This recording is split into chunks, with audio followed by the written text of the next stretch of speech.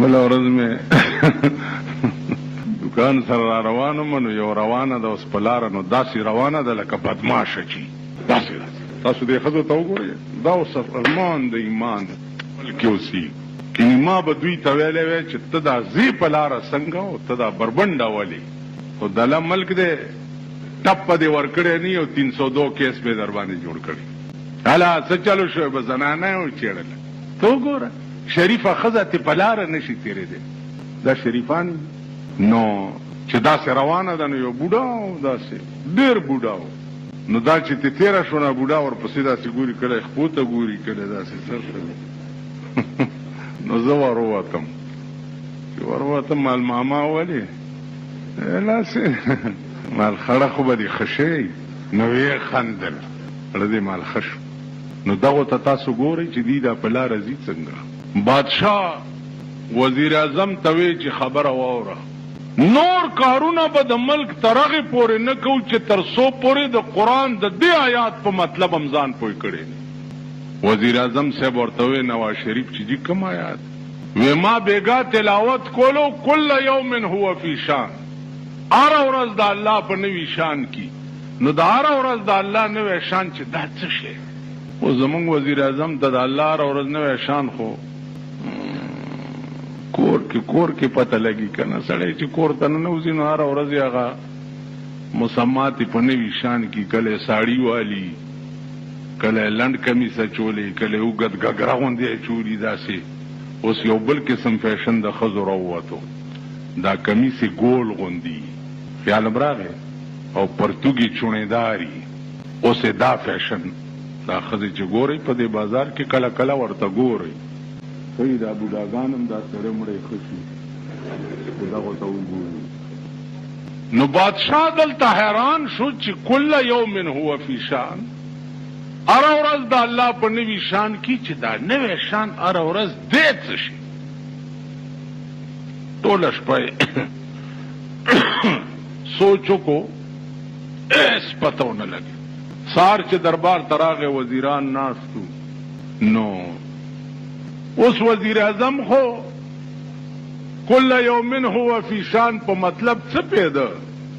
هغه ته خو د کور د هره ورځ نوی نوی شان او نوی نوی ډول او نوی نوی فیشن معلوم و د قرآن د شان نه څه خبر بادشاه ته وی چې یو شپه مهلت راکړ مهلت ته چې کور ته راغی اوس خفه پروت دی کټ کې چې دا خو د قرآن مسله ده او دا خو مولیانو نه بغیر بل چاله ورځي نه په دې خو مولا پوهي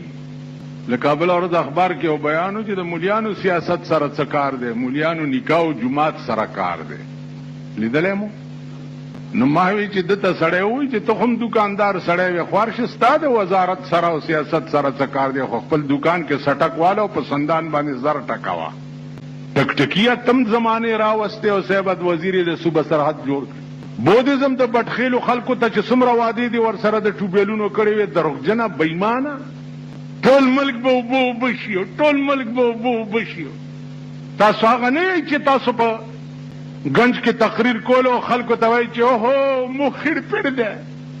ازموکا کې اوسېږئ ازموکا کې مو خیر پړ ده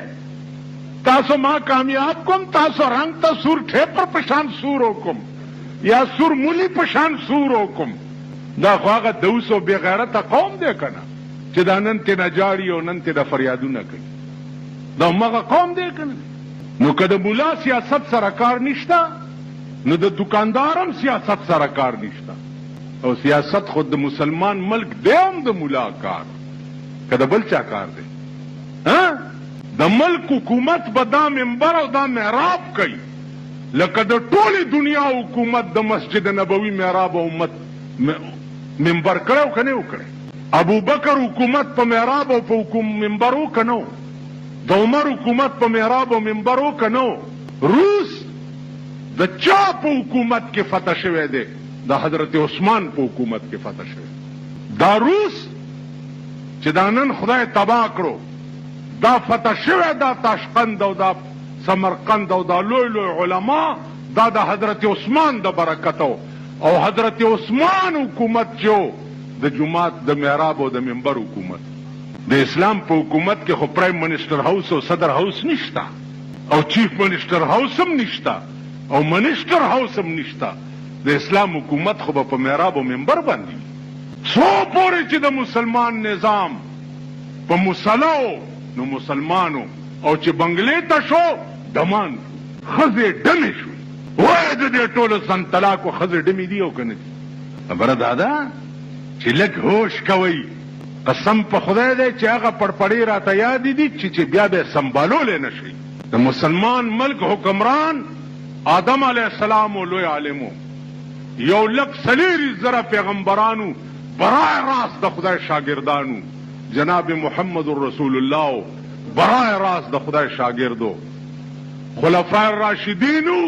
برای راست د محمد رسول الله شاگردانو. د مسلمان ملک حکمران خو باډو جاهل وینا.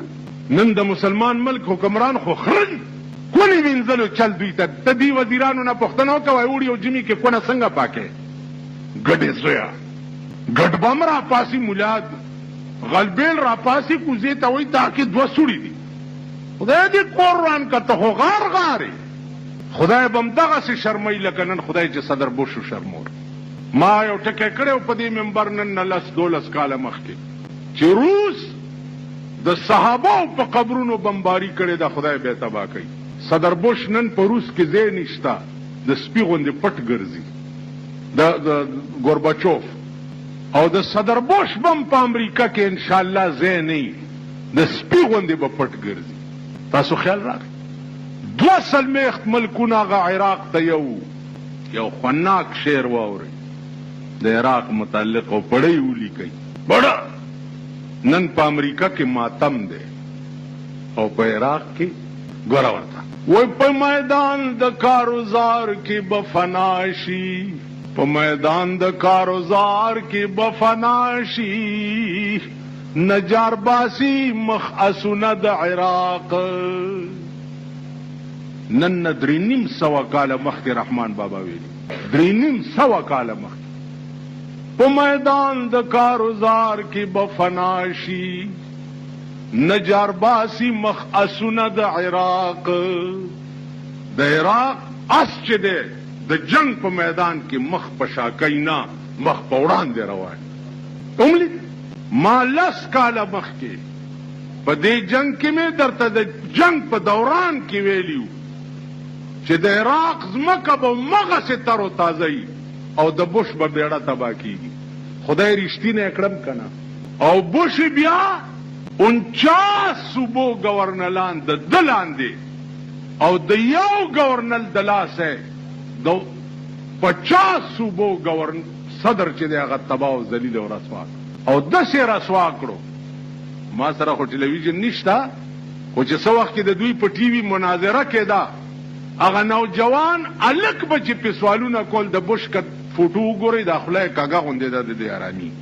نو خوله به نور هم کږه شوه او د هغه جواب به نه شو کولی. امریکنیانو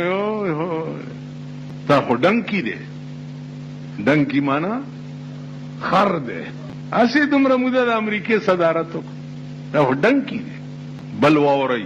په سعودي عرب کې چې کوم فوج د عراق د والو دپاره پروت و لک تحقیقات وکړئ چې په هغه فوج داسې مرض لګېدلی دی چې ډاکټران یې په علاج نه پوهېږي. په علاج د پاکستان هغه فوج بیم دې نه سبق والي چې کوم د عراق د والو دپاره سعودي ته تللی دې نه سبق والي. مونږ عراق سره هیڅ تعلق نشته زمونږ د عراق هغه خاورو سره تعلق په خدای قسم. تېرو ورځو کې زمونږ د کلي هلکان تله تاشقند ته ما ته وې څه دله راوړو څه دله راوړو مال هېڅ مه راوړئ. د امام بخاري رحمت الله علیه د قبر خاوره راته راوړه نو هغوی د تاشقند نه بیا سپیشل امام بخاري قبر ته تللی دي او دا قبر سره یو ګوټ کنستی دی د هغې نه یې راته دومره خاوره راوړه. نو زمونږ د عراق هغه خاورې سره تعلق دی. په کومه خاوره چې شیخ عبدالقادر جیلاني پروت دی په کومه خاوره چې حضرت علي پروت دی په کومه خاوره چې د امام حسین سر پروت دی په کومه خاوره چې امام ابو حنیفه پروت دی په کومه خاوره چې امام شافعي پروت دی په کومه خاوره چې امام احمد بن حنبل پروت دی مونږ خاورې سره. نو عزیزانو عرض مې داو